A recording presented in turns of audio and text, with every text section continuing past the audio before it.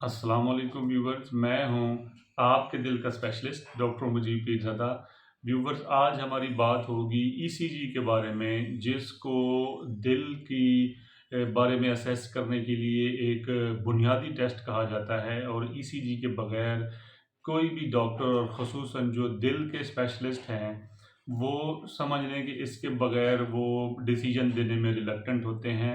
और इसके ऊपर जो है ना, अगर ये टेस्ट ना हो तो इसके बगैर समझें कि आगे प्रोसीड करना निहायत ही मुश्किल हो जाता है। तो एक तो ईसीजी के बारे में पहले भी हमारी एक वीडियो जो है ना, वो हमने बनाई थी इसकी अहमियत के बारे में। आज हमने ये देखना है कि ईसीजी जो हम करते हैं तो उसमें क्या कोई ऐसी सूरत हाल भी है कि जो है ना, ईसीजी ठीक आ गई है, और कितने फ़ीसद अभी भी रिस्क होता है मरीज़ के अंदर कि उसको कोई ना कोई दिल का अटैक, कोई ना कोई ऐसा मामला चल रहा है, तो उसके कितने फ़ीसद चांसेस हैं, और कितना कॉन्फिडेंटली एतमाद के साथ हम ईसीजी देख के ये कह सकते हैं कि जी मरीज़ को जो है ना, वो दिल का अटैक नहीं है।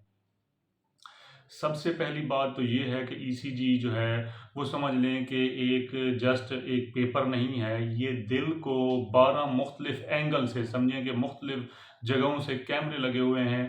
वो 12 मुख्तलिफ जगह से 12 कैमरे लगे हुए हैं, जो दिल के मुख्तलिफ एंगल से जो है ना, उसकी जो एक्टिविटी है, उसकी जो समझ लें कि वो परफॉर्मेंस है, उसको नोट करके वो डिपेक्ट करते हैं फिर। अच्छा, इसमें कंडीशन ये है कि बुनियादी तौर पे तो ईसीजी इनिशियल टेस्ट में आता है। एक तो बड़ा इजी टू डू है, नॉन इन्वेजिव है, और मरीज़ों के लिए जो है ना, वो कंफर्टेबल भी है। और सबसे अहम बात कि सस्ता तरीन टेस्ट है, इसमें कोई इतने बड़े पैसे नहीं लगते इसके अंदर। और इसकी अवेलेबिलिटी भी ईज़ी है। हर तकरीबन जो है ना, जो भी कॉम्पिटेंट, जो भी जो है ना, वो सर्टिफ़ाइड डॉक्टर्स हैं, उनके पास जो है ना, वो ईसीजी की फैसिलिटी होती है।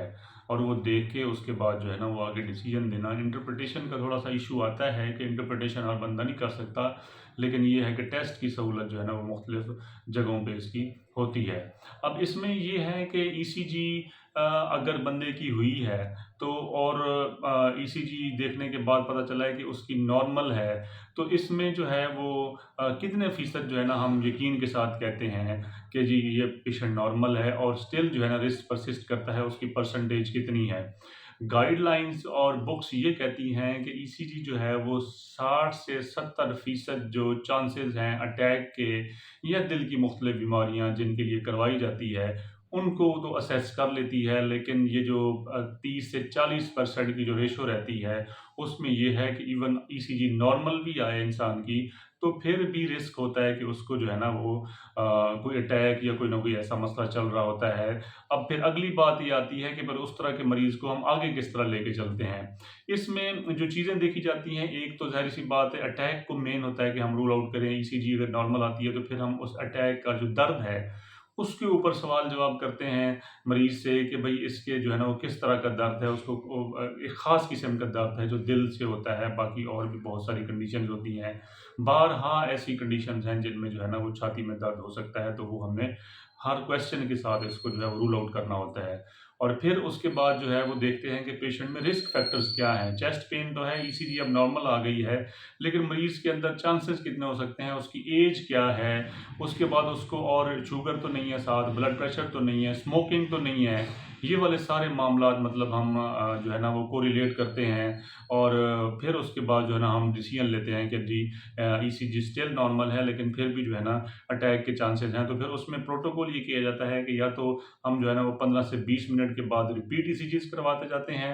दूसरी कंडीशन ये होती है कि जो अटैक है, दर्द हो रहा है अगर ख़ुसूसन, तो उसको अगर जो है ना, वो 3-4 घंटे हो गए हैं, तो फिर हम ट्रोपोनिन्स के टेस्ट करवा लेते होते हैं।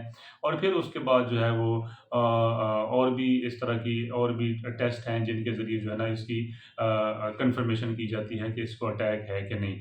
तो उम्मीद करता हूँ कि ये वीडियो आपके लिए बड़ी मालूमाती होगी। अपना ख़्याल रखें, अपने करीबी लोगों का ख़्याल रखें।